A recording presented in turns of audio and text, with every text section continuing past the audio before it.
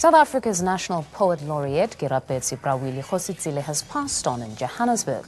Kgositsile began his writing career at the anti-apartheid newspaper The New Age that was edited at the time by Ruth First. In the 1960s and 70s, he was a prominent member of the ANC and spent 29 years in exile in the United States and Tanzania. In 2008, Bra Willie was awarded the National Order of the Ikhamanga Silver for excellent achievements in the field of literature. Now joining us on the phone line is Mandla Langa, who is the spokesperson for the family. Mr. Langa, warm welcome to you. A sad day indeed, I take it, not just for the family but also the literary world. Can you take us through, if at all possible, the circumstances surrounding Mr. Kgositsile's death? Yes, he has been struggling with the problem of blood circulation for a couple of weeks. And recently then he went through an amputation to try and deal with the illness. But then there were other complications, and then today, after an operation, he passed on.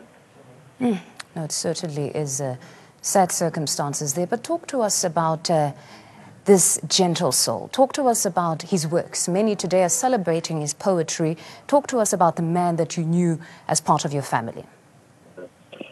Well, I first met him in 1977 when we were students going to the Festival of Arts in Nigeria. And he was in charge of the contingent of South African musicians and writers from right across the board, from home and in exile.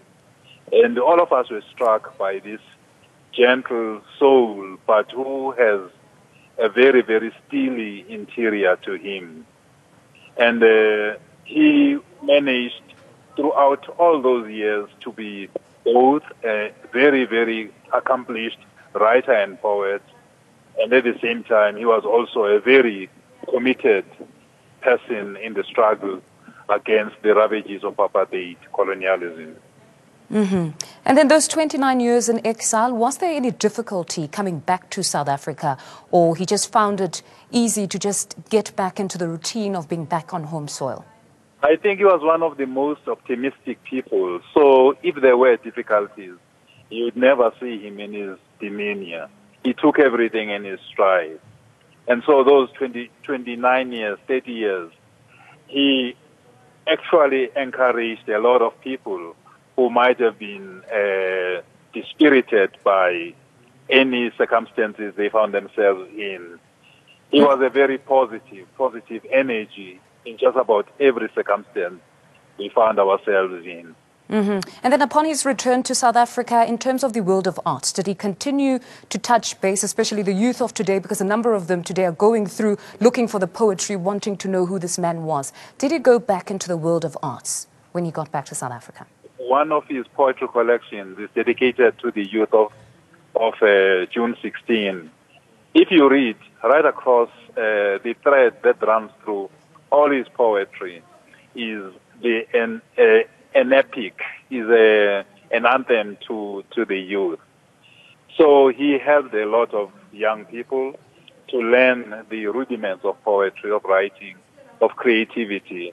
But he was also a very good teacher because he stressed to all and sundry that the way to start writing is to start reading. You have to read first and read voraciously to be able to write. So these are the messages that he imparted to young people. And I think a lot of them took them to heart. And then in terms of funeral arrangements as well as the memorial service, has anything been concluded at this point? I mean, it's still early days, but possibly is there anything maybe towards a memorial service?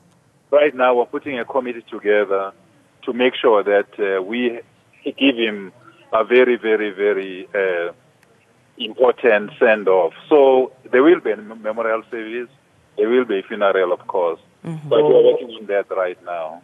Now, Mr. Mandla Langa, thank you very much for joining us. That's the family spokesperson for the Kgositsile family following the loss of Bra Willie Kgositsile today.